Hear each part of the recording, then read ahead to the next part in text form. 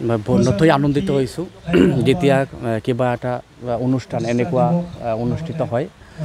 বহুত আনন্দ লাগিছে যে আজি লাইখুটা অনুষ্ঠান পৰ্ব ইয়াতে সম্পন্ন হ'ল শক্তি আশ্ৰম আমাৰ স্বামী যোগানন্দগিৰি মহাৰাজৰ মন্দিৰৰ প্ৰাংগণত অহা 22, 23 আৰু 24 তাৰিখ যি কোচ ৰাজবংশী সাহিত্য সভা জাতীয় সাহিত্য সভা ইয়াতে অনুষ্ঠিত হ'ব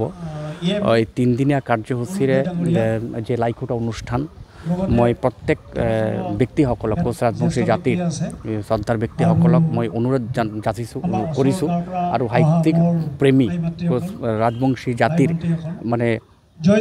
যোন ব্যক্তিসকল সাহিত্যৰ লগত জড়িত আছে তেখেতসকলক অনুৰোধ জনাইছোঁ যে অহা 22 আৰু 23, 24 তাৰিখ ইয়াতে আহি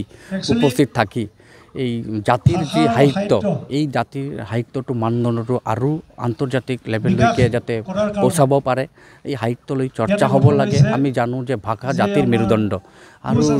জাতিৰ মেৰুদণ্ড হোৱাৰ লগে লগে সাহিত্য মানদণ্ডটো বঢ়ায় যিমান চৰ্চা হ'ব ইমান ভাষাটোৰ মান মৰ্যাদাটো বাঢ়ে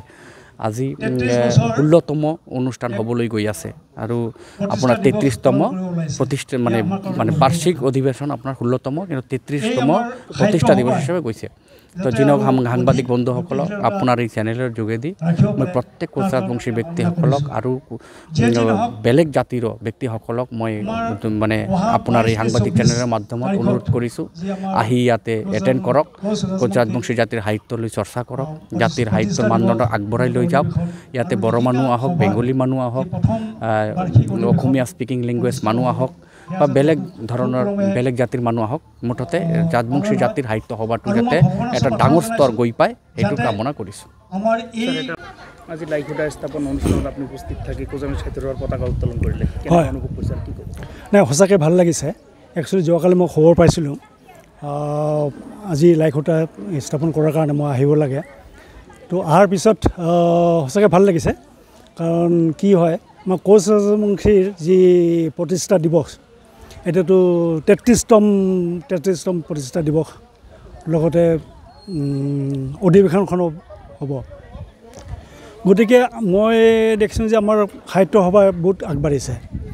আৰু আমাৰ পাৰ্টিচিপেণ্ট বহুত আছে বহুত মানুহ আহিছে বহুত জেগাৰ পৰা আহিছে আৰু মই শুনামতে যে 22 তাৰিখৰ পৰা যিটো হেৰি হ'ব প্ৰতিষ্ঠা দিৱস লগতে অধিৱেশন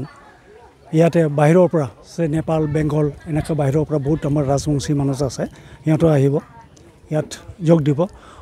লগতে আৰু এটা ভাল লাগিছে যে আমাৰ কোচ ৰাজবংশী লেখিকা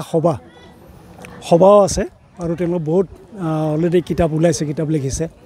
গতিকে আৰু মই গম পোৱা মতে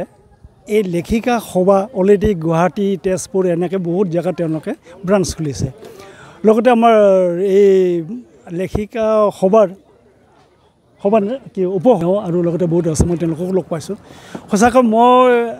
মই এটা গৌৰৱ অনুভৱ কৰোঁ যে হয় মই ৰাজবংশী আমাৰ ৰাজবংশীৰ নিজৰ ভাষা সংস্কৃতি বা সাহিত্যত বহুত আগবাঢ়িছে সঁচাকৈ মোৰ ভাল লাগিছে মই নিজে গৌৰৱ অনুভৱ কৰোঁ সাহিত্য সভা অনুষ্ঠান উপলক্ষে কোচ ৰাজবংশী জনগোষ্ঠীৰ ৰাইজে কি আহ্বান জনাব মই ৰাইজক এইটোৱে ক'ম যে আমি সকলোৱে ভালকৈ সহযোগ কৰিব লাগে যিটো 22 তাৰিখে আমাৰ প্ৰতিষ্ঠা দিৱস তাত গোটেইবিলাক মানুহ সহযোগ কৰিব লাগে বিশেষকৈ ওচৰৰ মানুহখিনি আৰু লগতে 23-24 তাৰিখত মুখ্যমন্ত্ৰী অহাৰ কথা আছে গতিকে সেইখন